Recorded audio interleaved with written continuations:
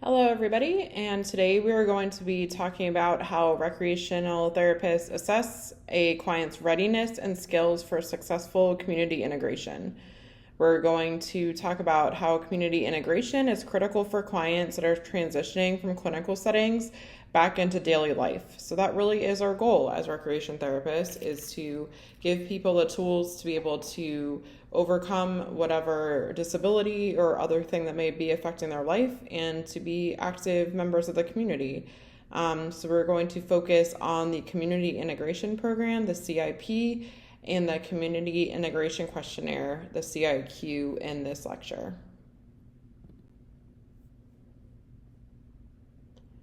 So the Community Integration Program, this is a multi-module testing tool. This measures cognitive awareness and functional abilities, which are related to the use of community resources and leisure time. It is most used set of the functional assessments in recreation therapy.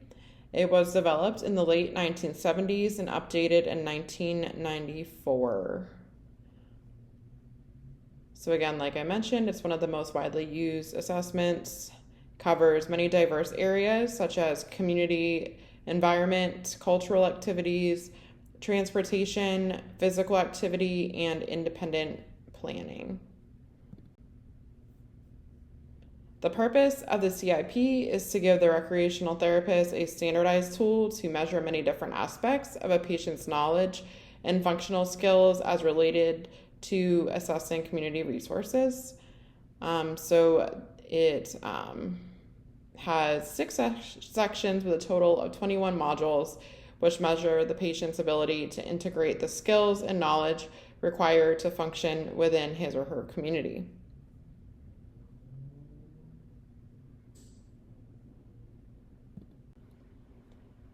So one of the aspects that we can look at is community environment. So this focuses on the client's ability to manage environmental safety, handle emergencies, and demonstrate basic survival skills in a natural setting. So some examples of a community environment that we might work on with our participants is identifying safe routes and knowing kind of where to go if there's a fire or an emergency. So cultural activities are the next thing. So this assesses the readiness to engage in cultural and leisure outings. This can include a variety of things like theater, going to restaurants or libraries or sporting events. This is important because it really addresses that social participation and quality of life piece for our participants. Community activities, this is going to evaluate functional skills for everyday community tasks. This includes going to different things like shopping malls, grocery stores, downtown, navigation, just finding their way around, banking, going to the laundromat if they need to go there to do their laundry and that sort of thing. So these tasks are also critical for independent living and community engagement. Transportation in the community. So this with this one, we're going to observe the knowledge and practical skills for personal and public transportation, like using the taxi, the train, air travel, or the city bus. Also, we can help them navigate using different apps like Uber or Lyft. Recreational therapists can often provide training and practice outings to build confidence. So this is something that we'll often see, especially in rehab hospital type settings, is going on community outings, having the patients engage with us and planning the outing, how they're going to get there, all of that. So definitely an important aspect of being functional within the community.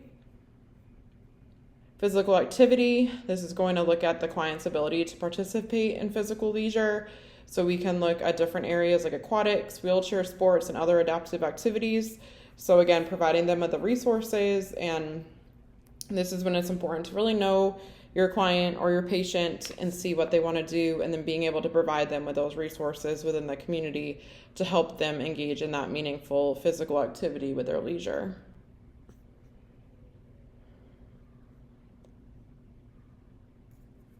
So an independent patient plan. So this we want to encourage the clients to create their own independent patient plan for leisure and community engagement. This is going to show readiness to direct and maintain participation after discharge. And kind of like I mentioned earlier, having when the patient is still in like a rehab type setting or other sort of hospital, allowing them to be integrated in the process of planning the trip is super important.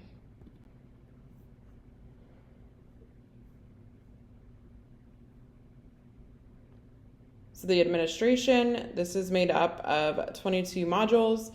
Each module takes a different length of time to administer. The shortest one is 30 minutes. Some different variables that might impact the time are the skill level of the patient, the area of the community being used, and resources being used. The administration methods include a pre-test, field test, and post-test.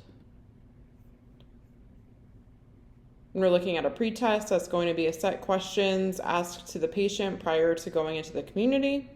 So this is anything from pre-arrangements to transportation to accessibility, equipment and supplies, and emergency.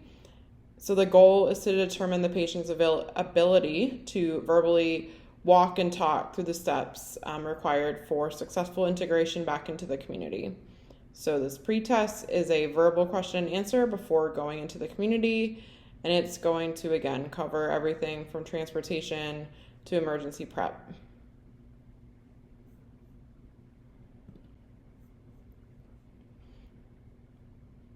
So again, the goal of that is to determine the patient's abilities, and again, to just be able to have the skills required for successful integration back into the community. So the next step is going to be that field trial. That's going to be a list of observable actions that are going to be demonstrated by the patient while in the community. These need to be observable actions, which can be divided into sections that correspond to the pretest questions.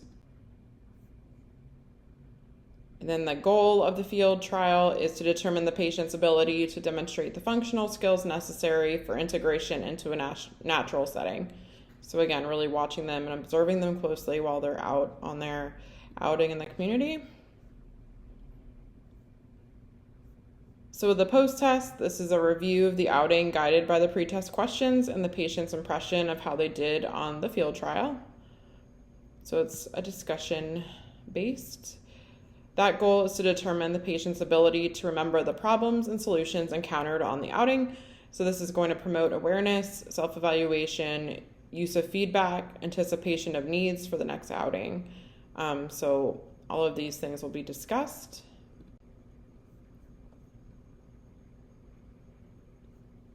So use in measuring outcomes, these scores are going to be compared before and after treatment interventions. This is going to measure the change in the client's knowledge and skill level while performing the actions required for each activity in the program. Next, we're going to move on to the Community Integration Questionnaire. So the Community Integration Questionnaire, or the CIQ, is another tool to assess social role limitations and community interaction. It is especially used for people with acquired brain injury. This is available in two versions, the patient interview or family interview, and it can also be self-administered or done by phone. The populations, this is generally going to be used in stroke, patients with spinal cord injuries, different mixed populations, and brain injury patients.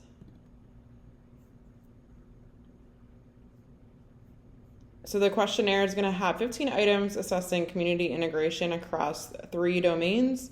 Those are going to be home integration, social integration, and productive activity. So examples of home integration might be meal preparation, housework, and childcare. Social interaction could be shopping, visiting friends, and leisure activities. And productive activity, full versus part-time work, school, and volunteer activities. And we'll go more into each of those a little bit. So home integration, that meal prep, housework, and childcare. This is going to examine roles within each of those things. High scores are going to show the client is taking an active role in home life. Social integration, this is going to look at participation in community and social life, doing things like shopping, visiting with friends, and a variety of leisure and recreational activities. This is critical for mental health and quality of life.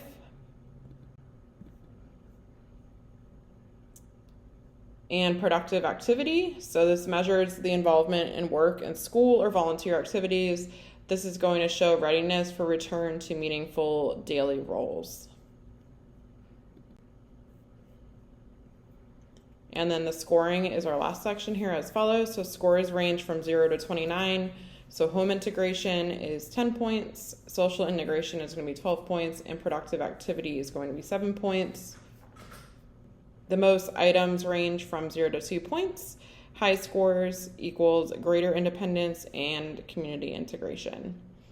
So there you have it for the CIQ.